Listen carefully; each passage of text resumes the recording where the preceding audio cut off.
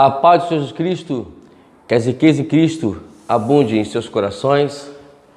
Estamos mais uma vez aqui com o nosso trabalho discipulado, sempre lembrando que eu preciso do seu apoio, preciso da sua colaboração, né? Você deixar seu like aí, você compartilhar, para que outras pessoas se inscrevam no canal, para que recebam essa mensagem, para que ela também chegue em lugares bem longínquos aí, onde estão pessoas precisando mesmo de ouvir uma palavra de edificação, uma palavra de estudo bíblico, onde eles possam, né, saber como lidar com a obra de Deus, porque lidar hoje com o reino de Deus na terra precisa de equipamentos, e nós estamos aqui dando os equipamentos apropriados para que você venha, para que os líderes também venham se fortificar. Bom, hoje vamos falar sobre a unidade, ou melhor, primeiramente o curso Batalha Espiritual. Batalha Espiritual. E hoje estamos na 8ª unidade. O tema é Assuntos Atuais. Lembrar que nós precisamos que você entenda que todo esse conteúdo que eu passo aqui não é uma forma de criar. Eu não quero criar igreja, não quero criar discípulos, né? Eu creio que o criar discípulos não é feito por vídeos. Criar discípulos ele tem que ser feito de forma pessoal. Eu não entro na minha cabeça alguém formar discípulo dando estudo por vídeo, não. Tem que estar pessoalmente, né? O vídeo pode auxiliar, pode dar um apoio, mas não pode ser a base de nenhum discipulado. E nem não pode, hipótese alguma. E quem fizer isso, eu discordo, né, prontamente. Bom, o estudo de hoje ele é muito importante porque ele tem tudo a ver com o nosso viver cotidiano. Seja ele na igreja, seja ele no ciclo familiar, seja ele no trabalho, aonde estivermos, né? Vamos dizer assim, ele é muito importante, esse estudo de hoje, ok? Como os demais também são, mas esse, na verdade, ele é muito vivo, muito ativo no nosso dia a dia. Vamos lá? Tópico número 1, os cristãos e a ofensiva. Essa unidade prestaremos atenção aos ensinamentos controversos relacionados com a guerra espiritual. Encontrarão grandes variedades de opiniões, dependendo de que autor você leia.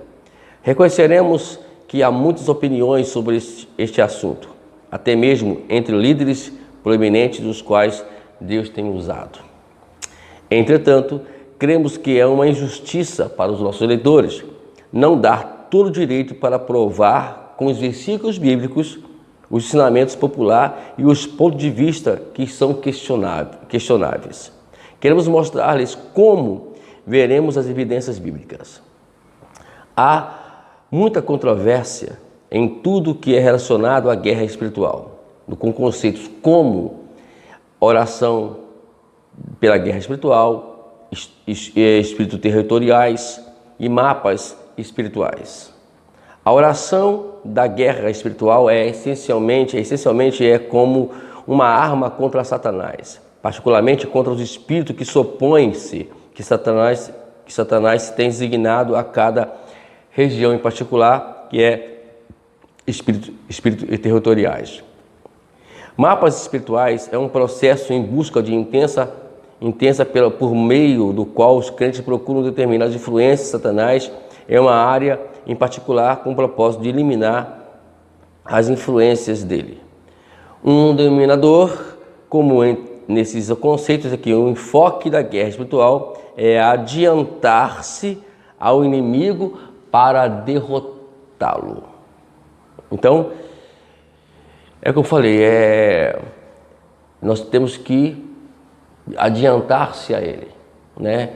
A prevenção já diz tudo isso, né? Nós, como já sempre costumo dizer que em alguns dos vídeos meus, que anteriores aí, que como eu já fui segurança e fiz o curso de segurança, e uma das questões ou a principal dela, de um vigilante, de um segurança patrimonial, principalmente, que é o meu caso, é a prevenção, né?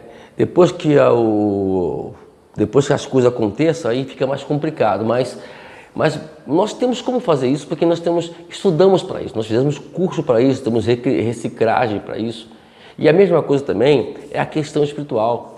Nós precisamos nos reciclar a cada dia, isto é, voltar à sala de aula para rever os mesmos assuntos, para podermos nos atualizarmos sobre os assuntos. É muito importante isso para nós líderes, para vocês líderes, porque se vocês líderes não se atualizarem, né, o diabo ele vai se antever. Então a gente tem que adiantar-se a ele. Então a prevenção ela é importantíssima, como nós já mencionamos aqui. E é muito importante que você tenha em mente que você precisa entender as ações dele. Lembre-se, você não tem, a princípio, nenhuma visão espiritual do que está acontecendo ao nosso redor. Mas Deus tem. E por ele ter, nós temos que praticamente nos envolver nesse ponto de partida aí. Jesus estava na ofensiva? A resposta para essa pergunta depende de como se define a palavra ofensiva. Se a ofensiva na guerra significa buscar os demônios para destruí-los, como uma maneira de proclamar o evangelho, a resposta é não. Mas, como veremos, esta resposta não é a resposta final. Não há evidência bíblica de que Jesus estava à caça de demônios. Em vez disso, ele simplesmente ia fazendo bem. Quando o seu ministério o colocou em contato com os demônios, ele lidou com eles. Considere os relatos de Mateus, capítulo 9, versículo 18 a 33. No primeiro relato dessa passagem, Jesus curou uma menina que também tinha... E também uma mulher que estava em hemorragia. Depois, quando deixou o lugar onde a menina foi curada, curou 2 cegos que estavam lhe seguindo. Em seguida, sem descansar, alguém lhe trouxe um homem que estava possuído e era mudo. E Jesus expulsou o demônio deste homem e o homem começou a falar. Esse padrão se repete nos evangelhos mais de uma vez. E na maioria dos casos, trouxeram pessoas possuídas por demônios até Jesus. Jesus, não procurou o demônio. Parece que hoje existe a caça aos demônios dentro das igrejas. Pessoas querem ver demônio de qualquer jeito, querem procurar demônio na vida das pessoas de qualquer jeito, né? Então, infelizmente, existe esse sistema em algumas igrejas, que na verdade eu não concordo e eu não sou a favor. E nem, se caso, participo desses ambientes já de partida. Eu não participo, porque eu não vou participar de ambientes a qual ela contradiz ou ela está completamente fora do contexto bíblico. Nós temos que entender o que prevalece, o que a Bíblia ensina. Eu sempre falo isso, o que prevalece é o que a Bíblia ensina, não o que nós imaginamos que seja ou nós interpretamos que seja. Não vamos entrar nessa de interpretar a Bíblia. Vamos deixar que ela se interprete e vamos entendê-la. É por isso que precisamos estudar ela regularmente, precisamos lê-la regularmente, precisamos estar a par, nos atualizarmos a cada dia, lermos, vermos, porque a própria presença de Deus, ao lermos a Bíblia, vai nos dar a tamanha revelação dos fatos, ok? Vimos que Jesus não somente nunca procurou demônios, como também não tinha um ritual de exorcismo elaborado quando os enfrentava. Somente uma vez perguntou o nome de um demônio. E o mais importante dessa pergunta não era ganhar algum tipo de poder mágico sobre o demônio ao conhecer o seu nome, como algumas superstições acreditavam naqueles tempos. Se olharmos o relato de Lucas, veremos que o demônio sabia até mesmo que Jesus lhe perguntasse que seria derrotado. A pergunta de Jesus tinha apenas a intenção de demonstrar que o homem estava possuído severamente, uma legião de demônios habitava nele. Quando Jesus confrontava os demônios, a sua ação era direta.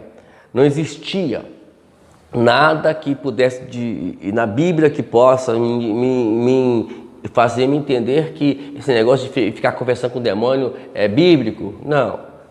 Queridos, não tem nada a ver com isso. O demônio, ao contrário, ele ama esse tipo de ação. Você quer fazer o demônio ficar feliz, é você ficar conversando com ele. Quem é você? De onde você veio? O que você quer? Não. Nós temos aqui uns relatos bíblicos aqui, eu vou dizer para vocês. Vamos ser rápido, né? Porque o nosso estudo hoje promete, né, ficar muito tempo, então a gente precisa resumir alguns pontos rápido. Então aqui temos alguns métodos de Jesus sobre a questão do exorcismo. Por exemplo, Marcos capítulo 1, no versículo 21 até 26, ele mandou que o demônio se calasse e saísse do homem. Tá ok? Você pode comparar isso. Eu vou deixar só o versículo bíblico e você depois acompanha em casa. Vamos lá, Marcos 7, versículo 24 a 30. Ele apenas disse àquela mulher, né? Disse àquela mulher que a sua filha já estava curada. Então, temos o caso daquela mulher cananeia, né, que morava lá em Ciro Fenícia. Então, ele disse, mediante a fé dela, a filha dela já estava curada. Não precisou ir na casa dela, fazer um trabalho de libertação, não precisou nada disso. Marcos capítulo 9, versículo 14 e 27, ele apenas ordenou que o demônio saísse do menino e não voltasse mais. Então não existe uma campanha para isso. Tem pessoas que precisam fazer campanha de exorcismo. Ele não usa essa palavra, mas esta é o que eles fazem aí fora. É por isso que nós não utilizamos, eu não sou adepto e nem sou a favor da campanha de libertação. Porque você não precisa fazer campanha de libertação para que alguém seja liberto. A libertação ela é quando a pessoa crer na palavra que foi pregada. Simplesmente isso. Diz a Bíblia, a fé ela vem pelo ouvir e ouvir a palavra de Deus. Agora, por outro lado, nós podemos ver que Jesus, na verdade, ele tinha, né, também outros princípios. Né? Vamos lá, vamos falar aqui. O fato de Jesus ter vindo à Terra indica que ele tomou ofensiva contra o príncipe das trevas. Então, porque na verdade, o fato de nós pregarmos o Evangelho, nós estamos de alguma forma estamos dentro desse confronto contra o diabo, né? Estamos na ofensiva contra o diabo, estamos ofendendo a ele, porque quando você prega o Evangelho, você está mexendo, ou melhor, você está trazendo a luz do Evangelho para essas pessoas. E eles estão em trevas, né? Já lemos aqui, já falamos aqui em alguns vídeos aí, né? Que o diabo ele chegou ao entendimento dos incrédulos para quê? Para que eles não vejam a revelação da luz do Evangelho. Então o que vai acontecer? Quando você quando você vai pregar o Evangelho, você já está entrando na ofensiva.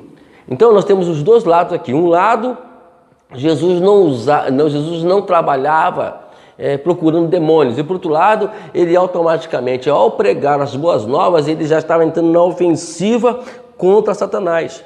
Então, toda vez que você e eu, é por isso que nós falamos aqui, quando nós falamos sobre liderança, sobre a questão de desejar o episcopado, de você desejar ser pastor, se você desejar pregar, de você desejar fazer as coisas de Deus, lembra de uma coisa, que você já está ofendendo o diabo, você já entrou numa batalha espiritual contra ele.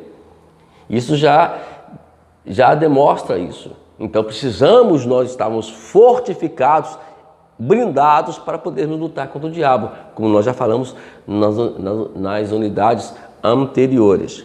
Entendeu, queridos? Olha agora, vamos lá. Veja que em todos os casos quando Jesus pregava o evangelho, ele já estava enfrentando o inimigo e automaticamente derrotando. Porque quando uma alma se converte e quando pessoas são libertas, elas automaticamente, ou melhor, nós automaticamente estamos lutando com o inimigo e já derrotando ele.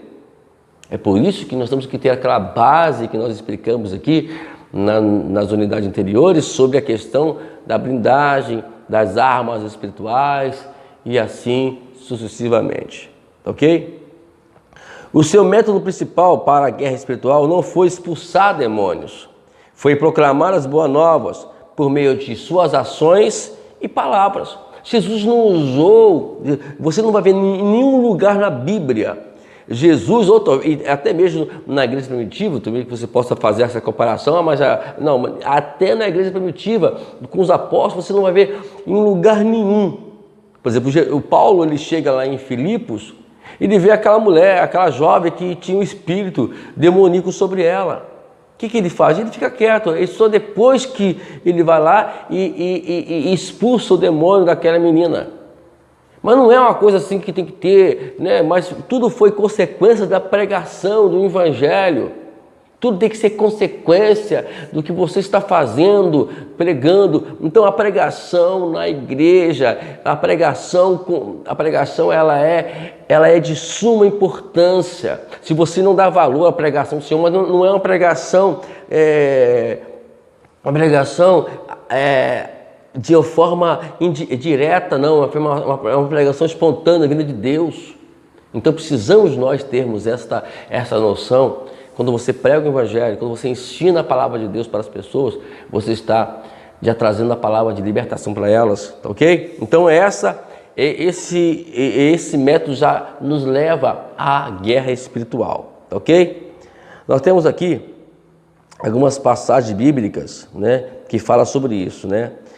De forma similar, participamos ofensivamente da guerra espiritual quando tornamos a espada do Espírito. Tomamos a espada do Espírito. Nós falamos isso lá nas unidades anteriores. E proclamamos as boas novas.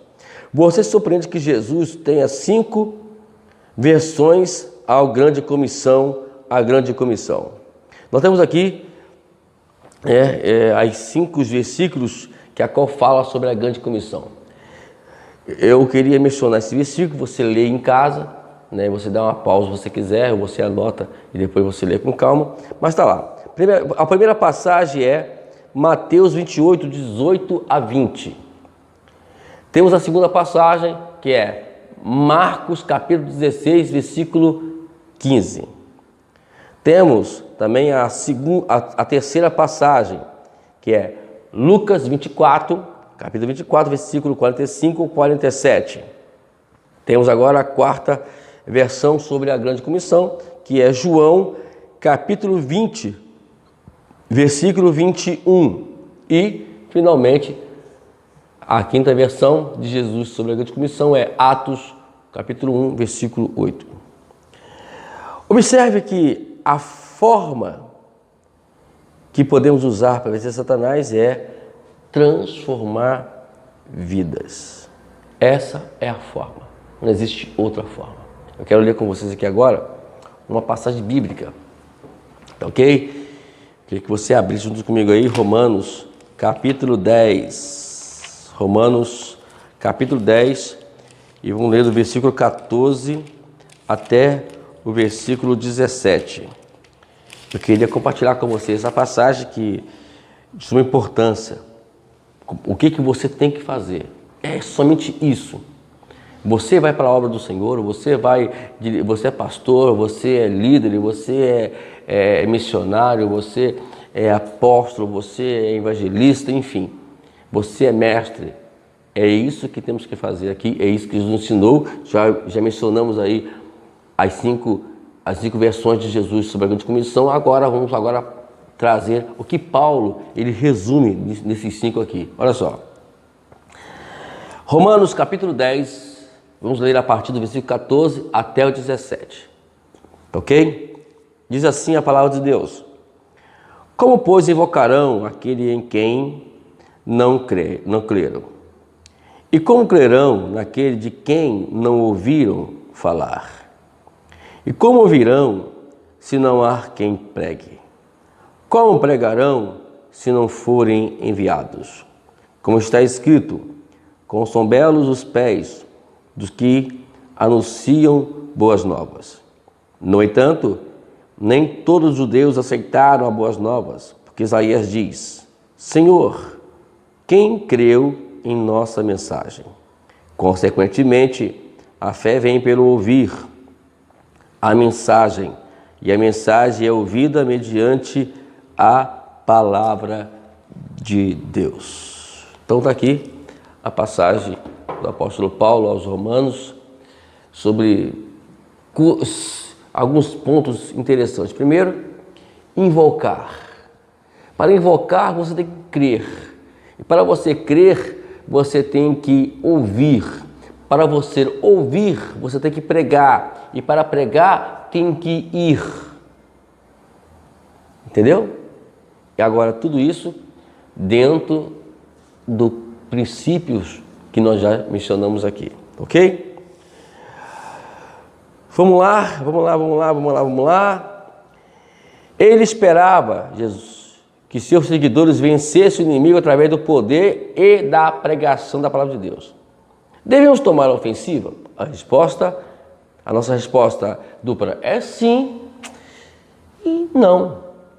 Não há um mandato bíblico para sair em busca de demônios e expulsá-los. Por outro lado, há um mandamento muito claro para sair ao mundo e pregar as boas novas, e essa ação por si só expulsa o inimigo.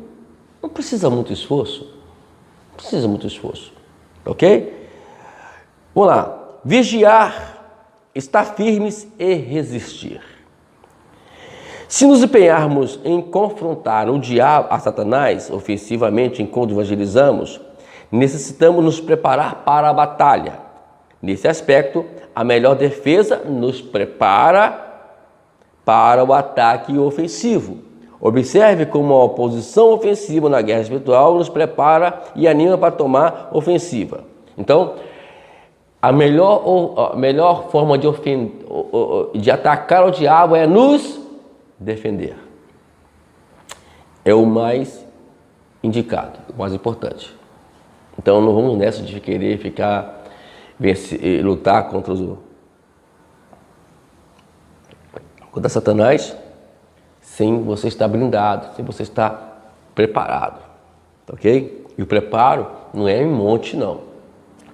Não vem nessa, não, por favor. Não cai nessa. Não é em monte que você vai se preparar, não é em consagração que você vai se preparar. Aí eu vou fazer 7 consagração no domingo pela manhã, eu vou fazer 7 campanhas no monte. Não, monte, já falei, já deixamos bem claro que monte e consagração não é para isso. Esses lugares são para intimidade, para relacionamento, para fortificar um relacionamento. É como nós tivéssemos forçar um clima com Deus. Não tem aquela coisa que você está meio complicado com a tua esposa e você, minha irmã, com o teu esposo, aí você tem que criar um clima, né? Sair para um lugar especial e ali os dois vão estar sozinhos e aí o negócio vai ficar muito bom, né? Ficar legal. E a mesma coisa com Jesus. Tem que criar um clima. Então o monte é um clima que você vai criar, você vai estar sozinho com ele. Na consagração lá da irmã fulano, do irmão fulano, você vai lá, mas não vai lá em busca de libertação, não vai lá em busca de poder, você não vai, o poder não se adquire assim. O poder se adquire quando você se relaciona com Deus. Entendeu? E isso é gradativo, é de acordo com o que você está, do seu encontro pessoal com Deus. Né? Deus não quer que você vá lá com esse objetivo. O objetivo maior, em todos os casos, é relacionamento com Deus. Né? Eu tenho um curso aí que está na minha playlist, já está na playlist já, que é Conhecendo Deus e Fazendo a Sua Vontade. Dá uma olhadinha lá com calma. Vamos lá? Aqui estou relatando algumas medidas primordiais para podermos nos preparar. Primeiramente, vigiar. Escute o que Paulo diz lá em capítulo 16, versículo 13 de 1 Coríntios. Estejam vigilantes, mantenham-se firmes na fé, Sejam homens de coragem e sejam fortes. Então, o inimigo, ele é o quê? Segundo a Escritura, segundo Pedro, ele é um leão rugindo, querendo nos devorar. A vigilância é, vamos repetir, prevenção. Você vai prevenir-se nos ataques de Satanás. Aí sim, você vai conseguir obter alguns desígnios sobre a vida dele. Ou melhor, desígnios, algumas vantagens sobre a vida dele. Ok? A outra também é submeter-se a Deus. Tiago diz, submeter-se a Deus. O que é submeter-se a Deus? É estar debaixo da sua soberania.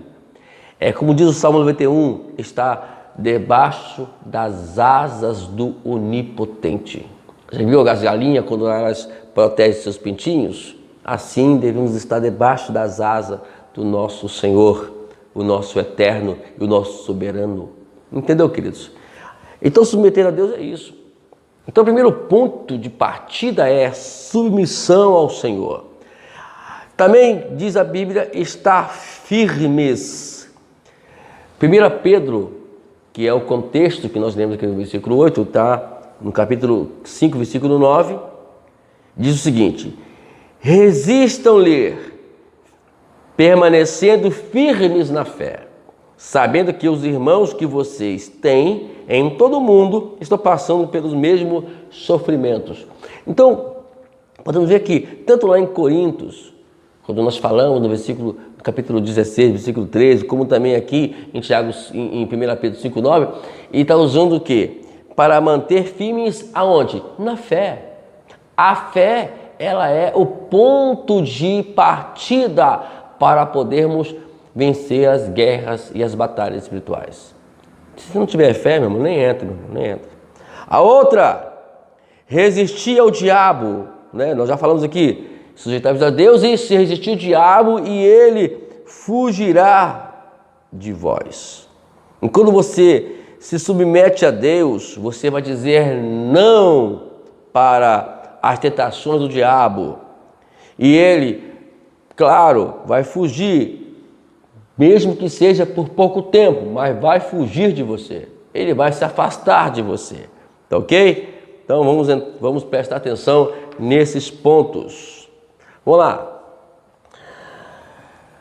No capítulo 10, versículo 21, no capítulo 10, versículo 1 a 21 de Daniel, nos fala aqui sobre os espíritos, né, territoriais, né, e ele fala sobre a batalha, a grande batalha que houve no céu, para a qual impediam que a oração de Daniel fosse respondida. Até aqui, os demônios foram expulsos. Agora, uma coisa que me chama a atenção em todos esses contextos que nós lemos aqui, principalmente nessa passagem, que não existem nomes na demônio. A gente vai falar aqui mais à frente sobre isso, então você tem que tomar cuidado, porque quando você dá nome ao diabo, você está, de alguma forma, dando legalidade a ele sobre o que ele não é.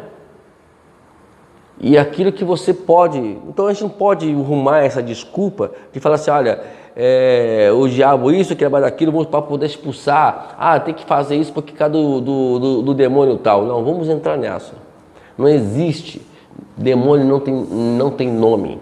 Demônio é demônio, diabo é diabo, Satanás é Satanás. Não tem nada disso não.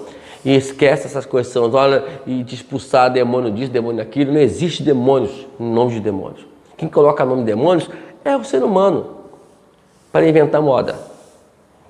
Vamos lá. Ponto número 2.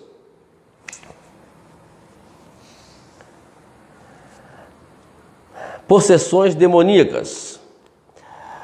Uma das perguntas mais controversas em relação à guerra espiritual é se os cristãos podem ser possuídos ou não por um demônio. Essa pergunta é importante porque nossa resposta determina o que devemos responder a um crente que está passando por uma guerra espiritual intensa. Bom, O que é uma possessão demoníaca? Vamos ver aqui, em algumas passagens bíblicas, o que é possessão demoníaca. Vamos lá, primeiramente, nós já falamos aqui os versículos, né? Vamos voltar novamente, colocar ele para você aí, para você entender, para você ler ele. Bom, em Marcos capítulo 1, versículo 22, 26, ali tinha um homem que tinha um espírito imundo, que também deixava ele mudo. Isso é possessão demoníaca. A outra, no capítulo 5 de Marcos, versículo 1 a 5, tinha um espírito imundo onde aquele homem residia assim, no cemitério.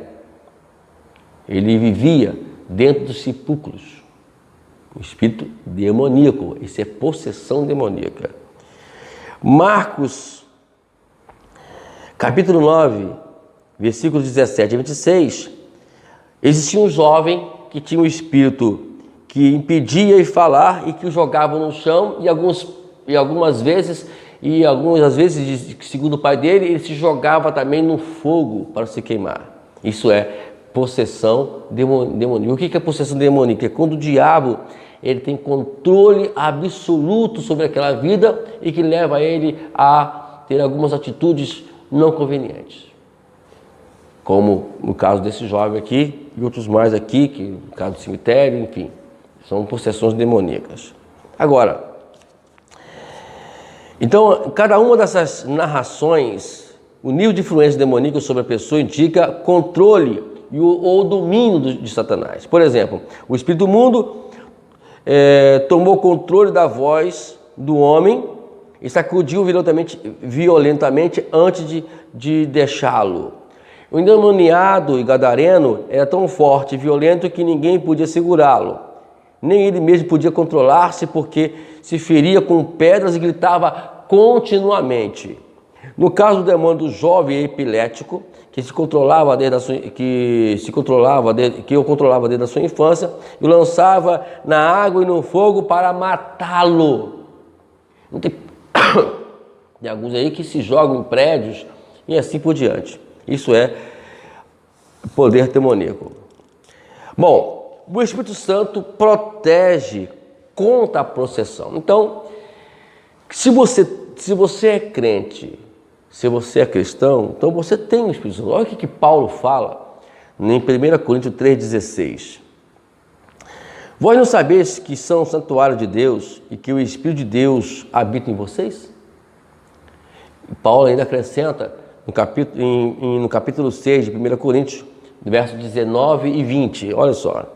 Acaso não sabeis que o corpo de vocês é o santuário do Espírito Santo, que habita em vocês, que lhes foi dado por Deus, e vocês não são de si mesmo? Vocês foram comprados pelo alto preço, portanto glorifique a Deus com o seu próprio corpo. Né? Então, a questão toda do crente ser possuído ou não, né, eu já descarto que o crente não pode ser possuído. Vamos entender isso mais à frente aqui. O mais significativo dessas declarações é muito mais óbvio que quando nós sabemos que o Espírito de Deus é Deus. Seu trabalho é selar os filhos de Deus, garantindo a herança até a redenção daqueles que pertencem a Deus. Bom, nós ainda queremos ler outra passagem bíblica, que não está dentro dos nossos scripts, mas a gente vai mencioná-los aqui em Colossenses, capítulo 3. Vamos ler do versículo 1 até o versículo 3, ok? Colossenses, capítulo 3, versículo 1 a 3. Vamos lá. Diz assim a Escritura: portanto, já que vocês ressuscitaram com Cristo, procure as coisas que são do alto, onde Cristo está sentado à direita de Deus. Mantenha o pensamento nas coisas do alto e não nas coisas terrenas, pois vocês morreram e agora a sua vida está escondida em Cristo, em Deus. Paulo está deixando bem claro que se vocês ressuscitaram com Cristo, então vamos fazer o seguinte, vamos pensar, vamos buscar as coisas do alto. Por que ele falou isso? Porque a nossa vida está escondida, né? Uma vez alguém fez uma comparação até bacana sobre isso, sobre o globo, sobre a lâmpada e aquele pavio da lâmpada. Qual é o alvo do mosquito? O pavio da lâmpada, que chama a atenção do mosquito, é que acende não é a lâmpada, não é o globo, é o pavio, né? Aqueles ferrinhos que está dentro da lâmpada. E o que chama a atenção do mosquito é aquilo ali. Então, quando o globo está sobre a lâmpada e a lâmpada está sobre o pavio. O pavio é o crente. A lâmpada, dizia na ilustração, é Jesus e o globo é Deus. Então, quando Paulo fala aqui que está escondido em Cristo com Deus, em Deus, quer dizer, para que o diabo chegue até você, ele primeiro tem que passar por Deus e depois tem que passar por Jesus. É impossível. Então, vamos continuar crendo, vamos continuar acreditando que Deus é maior na nossa vida, né? O demônio que deseja possuir e controlar os crentes tem que vencer a Deus primeiro. Satanás não é poderoso o suficiente para derrotar Deus. Meu querido, aleluia! O que esta verdade nos implica? Podemos enfrentar batalhas espirituais, sabemos que Satanás nunca vai ter controle sobre nós. Temos sido transformados e passado do domínio das trevas para os domínios das trevas ao reino dos filhos de Deus. E Satanás não pode nos tirar de lá e afastar-nos de Deus. Ele não pode reinar na vida do crente porque ele não pode derrotar a Deus. Portanto, os cristãos não podem ser possuídos por Satanás. Entretanto, aqueles que se dizem cristãos, mas não são, podem ser possuídos por demônios. Paulo advertiu sobre os opositores da fé em Cristo. Vamos ver o que Paulo fala lá em Tito. Tito capítulo 1, versículo 15 e 16. Eu quero ler com vocês aqui essa passagem. Como eu te falei, hoje o estudo vai demorar um pouquinho, porque hoje essa mensagem precisa ser bem colocada. Se você não puder ver o vídeo, não tiver o tempo completo, dê uma pausa, marca lá um minuto que você parou e no outro dia você continue novamente, tá ok? Mas me perdoe, mas hoje não tem como eu diminuir nada disso aí, tá bom? Vamos lá? Tito capítulo 1, versículo 15 e 16. Diz o seguinte: para os puros, todas as coisas são puras. Mas para os impuros e descrentes, nada é puro. De fato, tanto a mente como a consciência as coisas deles estão corrompidas. Eles afirmam que conhece a Deus, mas por seus atos o negam. São detestáveis, desobedientes, desqualificados para qualquer boa obra. Então, Paulo está aqui advertindo essas pessoas sobre isso e vamos nós continuar firmes com o Senhor. Os demônios podem ter alguma influência sobre os crentes? Reserve um momento para revisar essas passagens. Efésios 6,11 diz: vistam toda a armadura de Deus. 1 Pedro 5,8 fala: estejam alertas e vigiem, o diabo, o inimigo de vocês, anda ao redor como leão, rugindo, procurando a quem possa devorar. Ambas as passagens foram escritas para os crentes. Se Satanás e suas forças não podem ser influência sobre os crentes, por que Paulo e Pedro escrevem essas palavras? Não necessariamente usar a armadura se o inimigo não tivesse munições. Nem precisaríamos estar alerta se o leão que ruge não tivesse dentes. Nosso inimigo, portanto, quer devorar-nos. Os dados que nos lança são de fogo. Foi tão descarado que se atreveu a atacar Jesus. Seguramente tem seus planos contra nós. Satanás não pode possuir-nos, mas isso não significa que não se trata de prejudicar aquele que der lugar. Quais são os limites de Satanás na vida do crente? Ele não pode ir além do que onde Deus permitir. Porém, somos responsáveis por nossas decisões, mas sua influência pode ser incrivelmente forte. Na verdade, algumas vezes, é tão persistente e poderoso que em seus ataques que a nossa alma se atormenta diante da sua investida. Alguns escritores chamam isso de opressão. Vamos lá.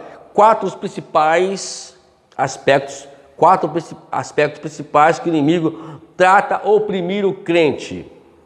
Primeiro, ele nos acusa e nos dá falsas mensagens sobre nós mesmos. Você não era bom. Deus não te ama. Aliás, ninguém te ama. Nunca serás um vitorioso. Está perdendo tempo sendo cristão. Essas mensagens, as mensagens como essas nos abatem a tal ponto que não há um só dia que nos livramos delas. Então, o que ele quer com isso? Que nós perdemos a esperança. Então, não vamos permitir que essas palavras elas sejam uma seta nos dados contra nós. Por isso temos que nos proteger com o escudo da fé. A segunda, ele nos leva a duvidar da nossa salvação e as dúvidas nos consomem. Um dia eu perguntei a uma irmã, muitos anos atrás, porque esse trabalho que a gente faz nas casas de oração, esse trabalho que a gente faz eu não sou de fazer trabalho de libertação em casa nenhuma. Eu faço um trabalho de estudo bíblico. Eu ensino a Bíblia para que a pessoa busque a sua libertação. A gente ora e ensina aquilo que nós ensinamos. Né? A gente ensina e ora sobre aquilo que nós ensinamos. E aí, é com a pessoa buscar a libertação ou não. E aí eu perguntei à irmã, estava eu e minha mãe, né, estávamos evangelizando lá, e estávamos lá dando estudo bíblico nessa casa. E perguntei à irmã se ela acreditava na salvação. Ela falou assim, não creio não. E a irmã era o tipo de pessoa que era oprimida. E tudo que o diabo ele quer, realmente que nós achamos que nós não somos salvos, que nós não vamos ser, que nós não vamos para a glória, que nós vamos perdendo tempo. Nós já mencionamos aqui no primeiro aspecto. Temos que tomar esse cuidado. Não sermos uma onda, como diz Tiago, a onda do mar, levada e agitada pelo vento. Vamos tomar esse cuidado em nome de Jesus. Não permitimos, de uma maneira que a dúvida permanece em nós, mas que viemos buscar o temor, que viemos buscar a graça de Deus, a revelação da palavra de Deus. Terceiro aspecto, ele nos desanima e o desânimo persistente começa a fragilizar-nos. Então, às vezes estamos servindo ao Senhor e de repente a gente começa a perceber vê que não está tendo resultados. Então, isso vai nos levar e sempre pode nos levar, deixa eu utilizar essa palavra, pode nos levar ao desânimo. Então, por exemplo, eu estou aqui, eu vou falar que aconteceu comigo, né? Eu vou olhar, eu olho lá meu canal, vejo poucas visualizações, né? As pessoas não visualizam, por mais que eu posto isso no Facebook, né? Fazer o quê? E eu chego um dia, que um tempo atrás, e eu comecei a dizer, tá valendo a pena eu lançar esses vídeos no YouTube? Pessoas não estão vendo, né? E eu comecei a orar, porque tem que orar do que essa mensagem. O diabo lançou essa mensagem, esse desânimo no meu coração. Minha vontade era não gravar mais vídeos, acabar com isso, excluir o canal. E aí eu orei a Deus, o Espírito de Deus foi mais forte na minha vida. O Espírito Santo falou assim, não, meu filho. E aí, como o Espírito Santo me deu aquela palavra de incentivo, como eu estivesse dizendo o seguinte, prossiga. Por mais que às vezes não aparenta ter resultado, por mais que o seu ministério esse ministério não tenha aparentemente nenhum resultado, mesmo que as mensagens não sejam visualizadas, mas permaneça, mas seja firme. E eu fui e prossegui, né? Já vamos terminar já 2 obras já, juntamente com essa obra que eu estou estudando aqui, que é a obra Batalha Espiritual, que estamos na penúltima lição, e também Evangelismo de Oração, que também já fizemos antes desse vídeo aqui, até já postamos a penúltima também unidade. Estamos quase terminando, e vamos terminar, né? A próxima aí, a gente vai agora falar sobre liderança de Jesus, né? E a gente vai, antes de nós postarmos, antes de nós lançarmos a mensagem, a gente vai lançar um vídeo para poder explicar o que é o Ministério OPA, porque aí alguns não entenderam ainda o objetivo do Ministério OPA. Mas eu quero explicar isso com mais calma. Então, amados, o desânimo vem. E pode acontecer isso com você também. Talvez você, meu amigo, que está aí fazendo seus vídeos também, e você pode pensar, poxa vida, isso não tem resultado. Não, creia, amados. Quem faz a obra é o Espírito Santo. Foi isso a mensagem que eu recebi no meu coração. Quem faz a obra é o Espírito Santo. Nós apenas lançamos a semente. Você, quando você que é agricultor, quando você vai plantar, você lança a semente. Você lança a semente, você crê que ela vai germinar e às vezes não germina. Pode ser que sim, que não. Quem dá o crescimento ali é o Senhor. É claro que tudo depende de um bom trabalho, nós explicamos isso no Evangelismo de Oração, mas a princípio tudo é Deus. Se você faz o seu trabalho com responsabilidade, com idoneidade, com respeito, né, tudo vai prevalecer porque Deus, Ele prevalece por nós. Amém? Vamos lá. 4º aspecto que o inimigo trata de oprimir o crente. Satanás ocupa-se em introduzir novamente suas fortalezas em nossas vidas através de tentação contínuas e perdemos o desejo de lutar. Então vamos avançar. É por isso que nós falamos aqui que as armas espirituais, elas são fundamentais, ela é o fundamento da nossa carreira ministerial, da nossa vida cristã. Ok?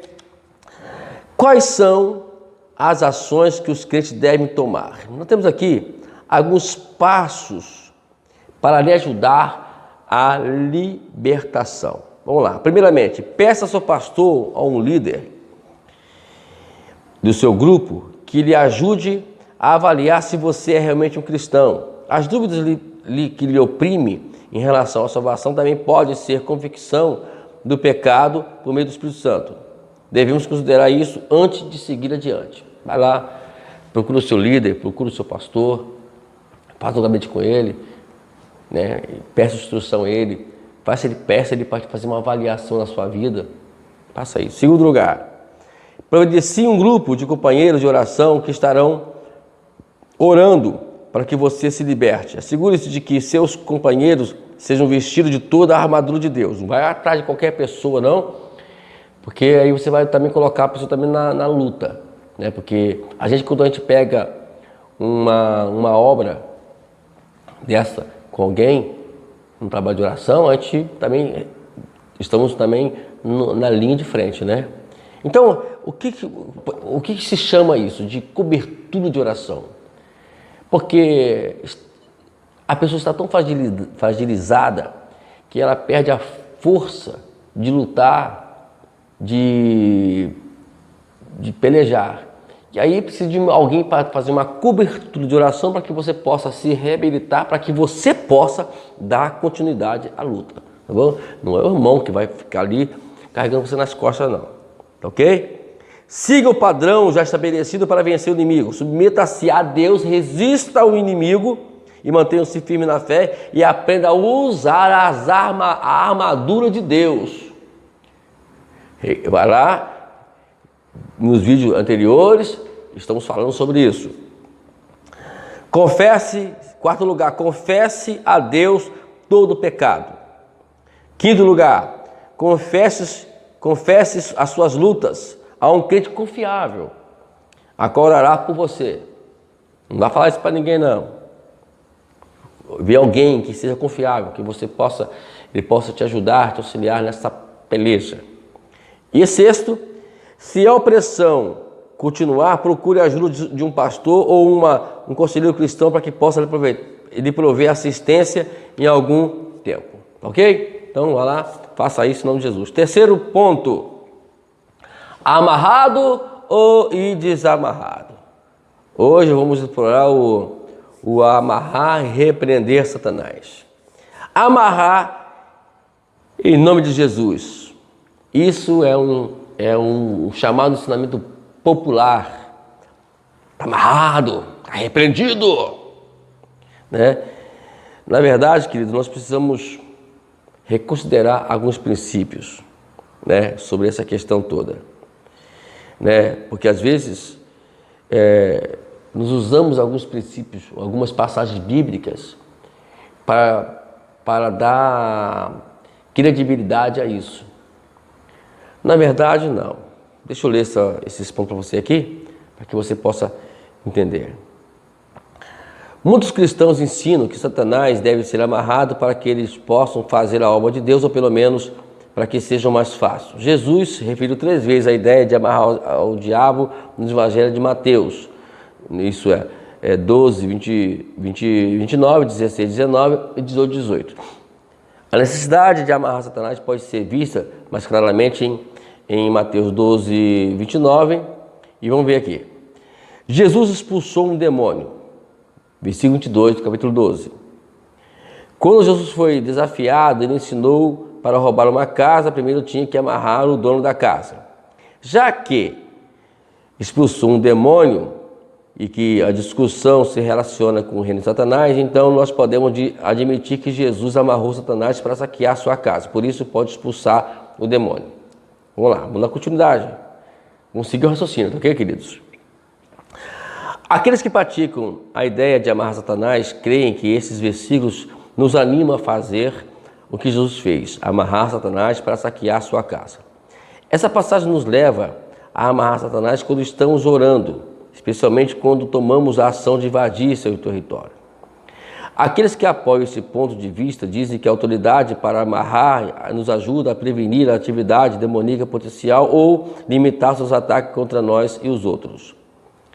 Em Mateus 19, 16, 19, 18, 18, há uma ligação óbvia que o que acontece com o reino físico e o que acontece com o reino espiritual. O que ligamos na terra será ligado no céu, por isso também é sábio exercitar a autoridade de oração. Então, o mais indicado aqui seria você orar. Orar, né, dizendo para Satanás, não de forma assim, olha, eu não autorizo, eu agora tiro toda a legalidade de Satanás na minha vida, na minha casa. Eu neutralizo, né, a obra de Satanás na vida de fulano. É claro que esse tipo de coisas, ela tem que ser feita em forma de oração, tá bom? Não é espontâneo, como eu vejo aí muitas pessoas fazendo, não. Tá ok, queridos? Vamos lá, uma perspectiva equilibrada. Queremos que amarrar Satanás não é correto em algumas razões, e vamos dar aqui algumas razões. Primeiramente, nós não estamos de acordo com a interpretação de Mateus 12, no versículo 22 a 32. Essa passagem não está relacionada à guerra espiritual, e sim com a pergunta se Jesus é o Messias. Vamos lá. Olha lá, versículo 23, as pessoas perguntaram a Jesus se ele era o filho de Davi e o Messias. Os fariseus não criam que ele era o Messias, portanto, buscaram uma explicação para o seu poder e tentaram desacreditá-lo, dizendo que seu poder vinha do próprio diabo, versículo 24. Jesus lhe disse que eles estavam equivocados por 2 razões. Primeiro, um reino dividido não podia permanecer, portanto, Satanás não poderia lutar contra si mesmo, versículo 25 a 26. Segunda, perguntou por que o poder expulsa, por qual poder expulsa o demônio, versículo 27. Em outras palavras, os fariseus não tinham um duplo princípio ou norma. Em seguida, Jesus demonstrou a verdade que ele era o Messias, percebendo que ele não podia expulsar demônio em nome de Deus, que ele podia expulsar demônio em nome de Deus. Portanto, o reino de Deus estava chegando por meio dele, versículo 28. No versículo 29, a pergunta feita implica que ele estava declarando a mesma ideia com palavra distinta. Em Lucas 11, 22, vemos esse ponto mais claro quando diz: Mas quando alguém mais forte os ataca e vence. No versículo 28 e 29, Jesus quer que eles entendam que a sua fortaleza superior valida quem ele era. No versículo 32, ele lhes adverte que tome cuidado a não se atribuir as atividades de Deus a Satanás. E Marcos 3,30 fala que a razão pela qual Jesus comentou isso porque eles estavam dizendo que ele estava com o espírito imundo. Portanto, aqui podemos ver que Jesus não estava tentando prescrever a fórmula para realizar uma guerra espiritual, mas estava demonstrando a verdade que ele era o Messias e tinha o poder para amarrar Satanás. Jesus como Messias. Tá bom? Vamos lá. A segunda razão é: em nenhuma das partes dos evangelhos Jesus amarrou os demônios antes de expulsá-lo. Tampouco amarrou Satanás para limitar a sua presença e atividade. Ele permitiu que Satanás tivesse acesso à sua vida, né? A vida dos seus discípulos, a de Judas. Evidentemente, Jesus estava mais ocupado com a vitória por meio da obediência e da fidelidade a Deus por meio de limitar Satanás. Fico preocupado com isso. As pessoas estão perdendo um tempo dando essas ênfases a Satanás. Então eu creio, como nós já falamos aqui, que se você se posicionar e trabalhar, eu creio que ele, de alguma forma, nessas ações suas, você vai estar resistindo a ele, ele vai se afastar de você. Agora, quando fica dando ênfase a ele, aí é pior ainda, né? Terceiro, se realmente pudéssemos amarrar Satanás para impedir a sua influência, então, por que a sua influência não diminui? Sendo assim, muitos cristãos que eu tenha amarrado, agora seria um emaranhado gigante de cordas, porém, parece que segue adiante vivo e bem ativo ele, né? A quarta razão: se nós amarramos Satanás com a autoridade de Jesus Cristo, que ainda segue forte, como que ele segue forte e livre? O amarramos por um tempo. A corda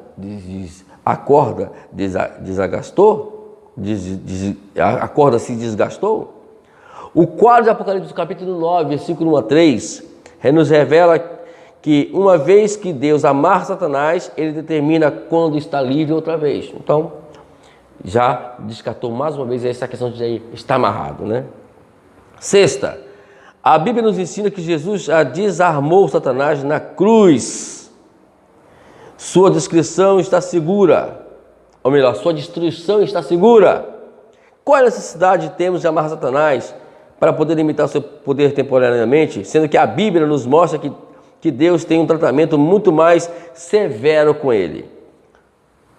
Então vamos nós tirar essa ideia completamente sobre as questões de amarrar Satanás. Agora, outro ensinamento popular é repreender Satanás. A meta é cuidar de que os crentes não se concentrem em Satanás.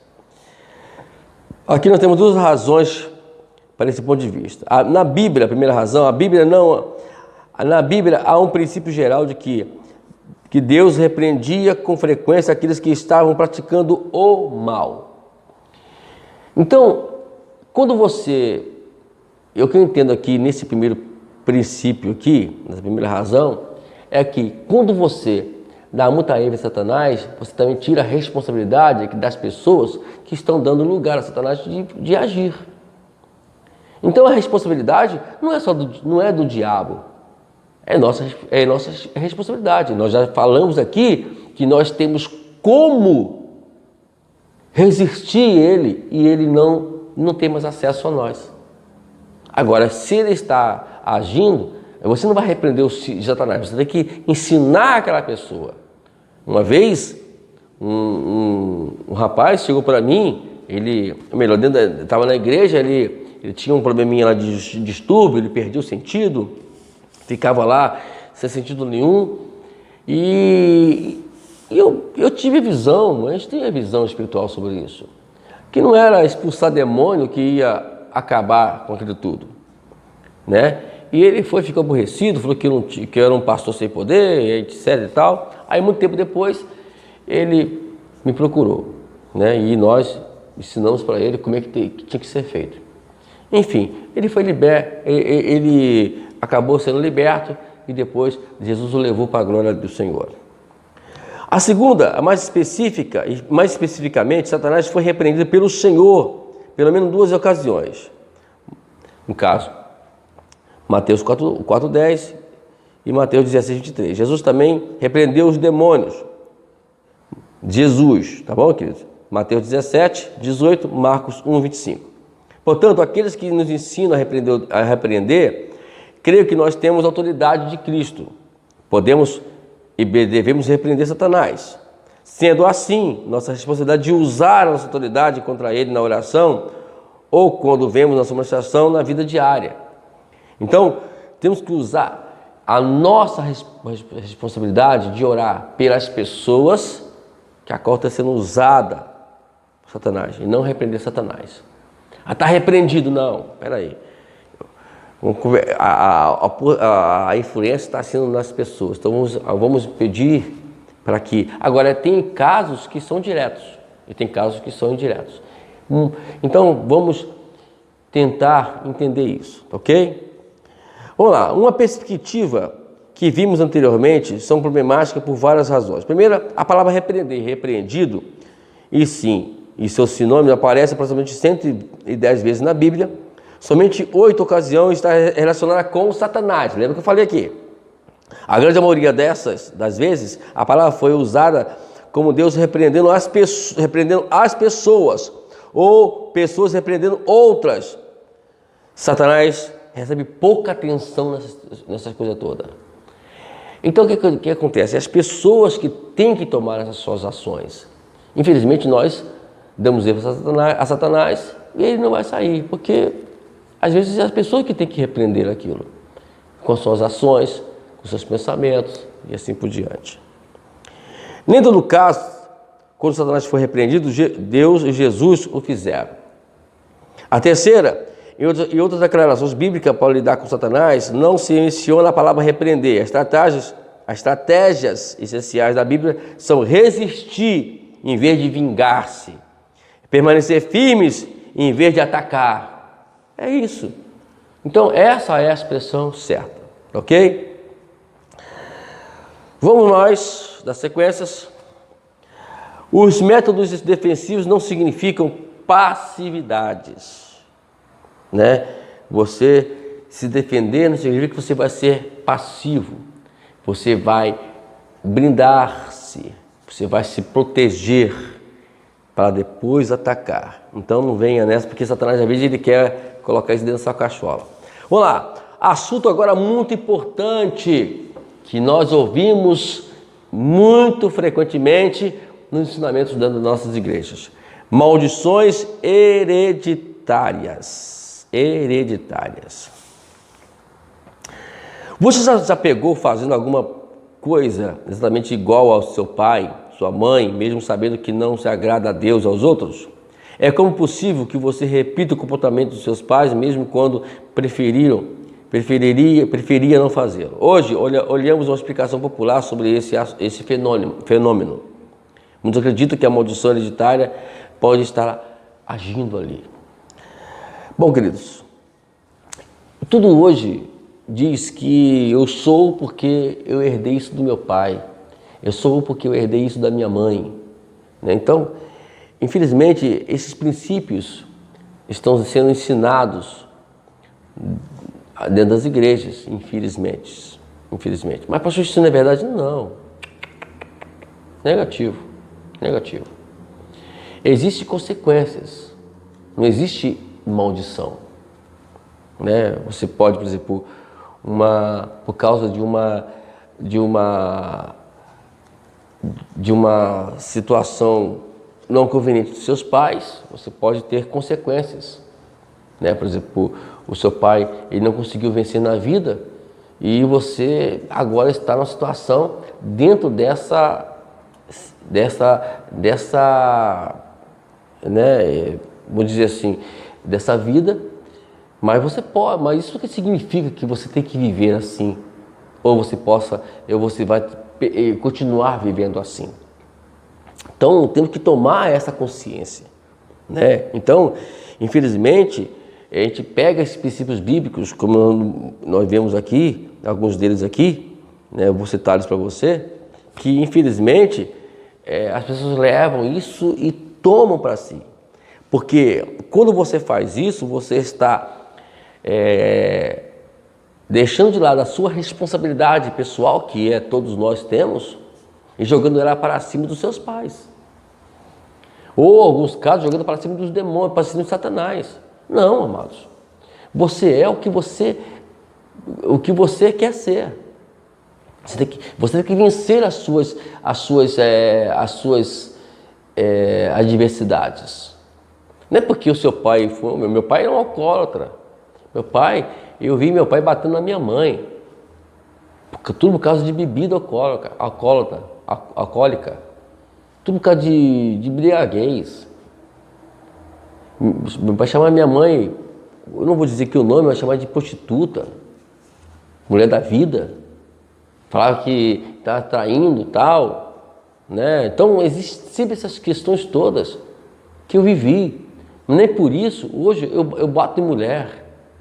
Nem por isso eu entrei para esse processo de bebida. Eu não era crente, eu tinha 16, 17 anos mais ou menos, não lembro agora a idade exatamente. E eu me lembro que eu enchi a pança e misturei cachaça com cerveja. E fui para casa e você sabe como é que fica a situação. Deitei, me lembro que só tirei o calçado e deitei na cama. E no dia seguinte eu estava naquela situação, né? A cabeça doendo e aquela disposição do corpo. E eu sentei à cama e comecei a falar para mim mesmo. Eu não era cristão nessa época ainda. Eu ainda não conhecia Jesus, não conhecia a libertação de Cristo.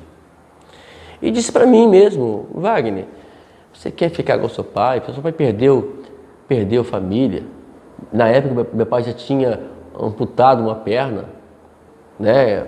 Estava sozinho, né? Por mais que minha mãe auxiliava, ajudava ele, minha mãe sempre foi uma pessoa que não se vingava, nunca foi vingativa. Minha mãe foi uma mulher boa, uma mulher minha mãe é isso, né? Ela não se vinga das pessoas. Ela está sempre pronta a ajudar qualquer pessoa. Uma mulher de Deus mesmo, minha mãe. E eu falei assim: não posso continuar a vida assim. Eu não posso viver assim.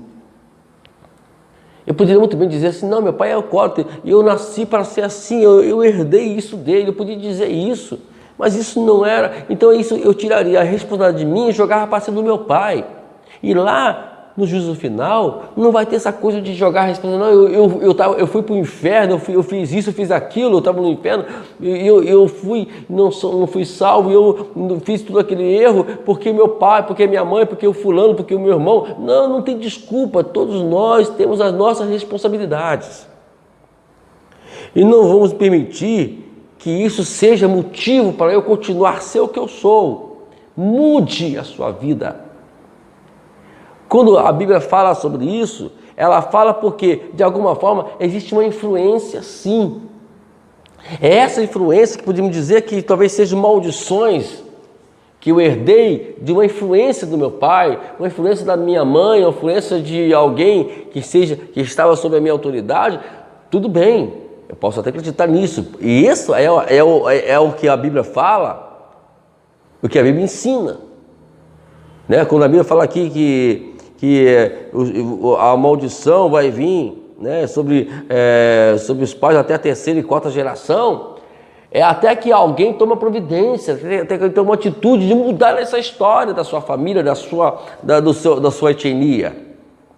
Tem que mudar. Você não pode permitir que a sua vida seja assim e que você continue e você ensine isso para os seus filhos. Ele diz: eu herdei isso do meu pai e você vai herdar isso de mim. E assim sucessivamente.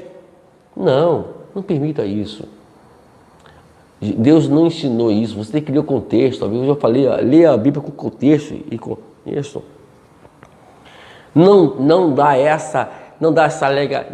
tira essa responsabilidade sobre os seus ombros. Ao contrário, vença essas batalhas. Quando nós falamos de bênçãos e maldição, nós citamos sempre a mesma coisa, nós simplificamos aqui. Eu não vou nem ler isso tudo que está aqui, porque eu estou apenas resumindo o que eu falei. Não adianta você ficar preso nisso aqui.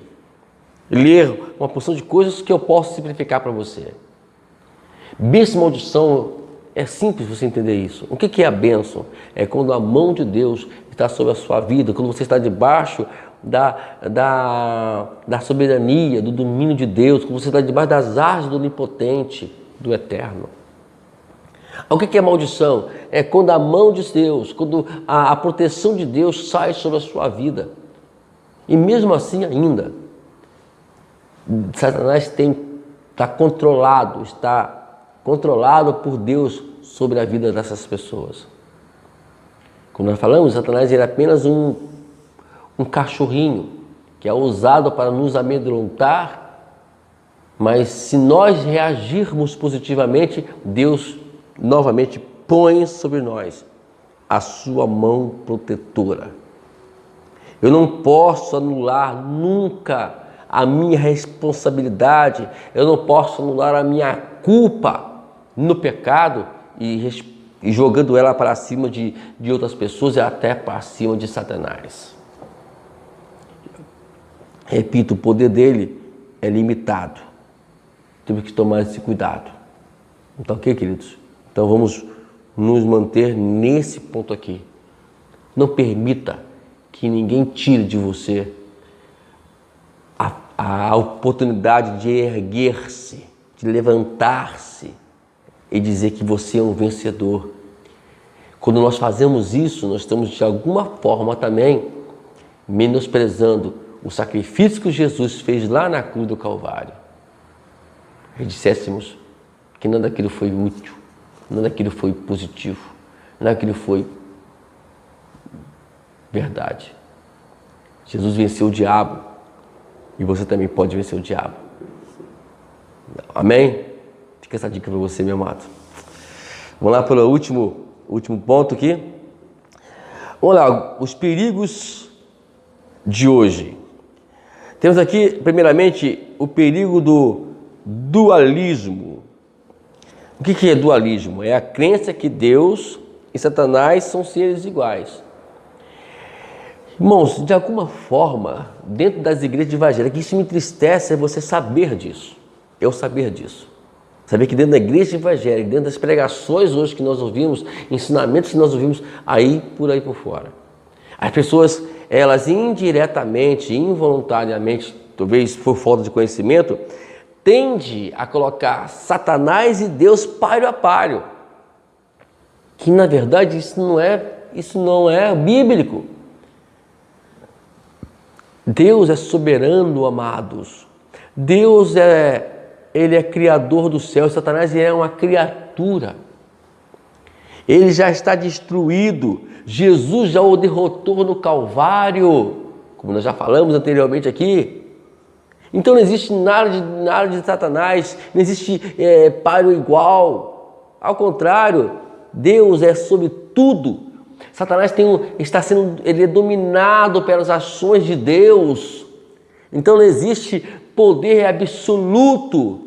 Ele só tem poder sobre nós porque ele tem vantagem sobre nós, porque ele é um ser espiritual. Entendeu agora? Essa é a vantagem, um mosquitinho chato. Essa é a vantagem dele sobre nós. Agora, se nós vivermos uma vida espiritual com Deus, a vantagem dele vai se perder. Vamos ser superiores. Nós vamos ser superiores a ele. Lembra que Jesus falou lá para aqueles 10, aqueles 70, lá no capítulo 10 de Lucas, sobre os 70 discípulos?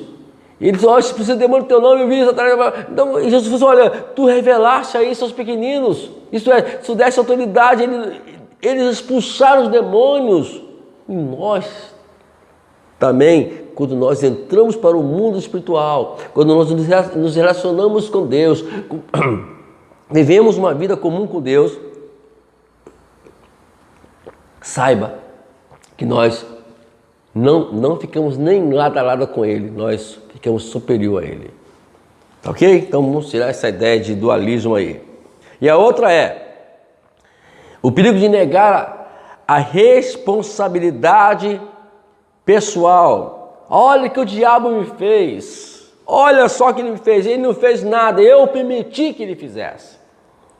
Eu vou repetir aqui, não vou nem entrar em questões aqui que nós temos aqui no texto, porque nós já estamos falando isso bem e muito aqui nesse curso, precisamente. Então, vamos deixar de lado isso, essa questão de negar a sua responsabilidade. Foi nós que fizemos, entendeu? Temos um exemplo bíblico aqui, isso eu quero ler com vocês. Para entender esse assunto,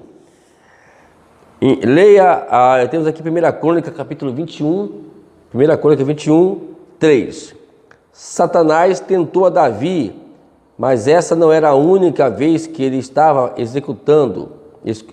ele estava escutando. Joabe, seu general, o alertou para que não fizesse o censo, enfatizando que Davi seria responsável por tal atitude. Mais adiante, Davi aceitou toda a responsabilidade por sua ação. Então Davi disse a Deus: pequei gravemente o que fiz, e agora te imploro que perdoes os pecados do teu servo, porque cometi loucura. De nenhuma forma Davi culpou o inimigo que o tentou fazer o mal. Devemos ser sábios e não ignorar influências demoníacas, mas também o seremos, se reconhecermos individualmente que somos responsáveis por nossas próprias ações. Ok? É por isso que Davi era o homem segundo o coração de Deus. Davi nunca culpava a ninguém pelos seus atos errados. Ele culpava a si próprio. A outro perigo do enfoque humano no lugar do enfoque de Deus. É o que está acontecendo hoje. As pessoas querem holofote, querem estar debaixo de luzes, querem ser reconhecidos. Bom, há um tempo atrás, há muitos anos atrás, milhares de anos, Satanás também era assim. Então ele tenta colocar isso na tua cabeça. Colocar na cabeça de muitas pessoas que precisam ser reconhecidos pelo ato que fazem, pelas coisas que fazem, né? Então, nunca podemos usar esse pronome chamado eu. Satanás usou ele e vimos o final que deu a vida desse ser. Então nós precisamos sair fora muito dessas questões do holofote, de reconhecimento. Diz: eu não preciso ser reconhecido por ninguém, a minha glória é fazer que conheçam a ti. Assim vai por diante, não é bom?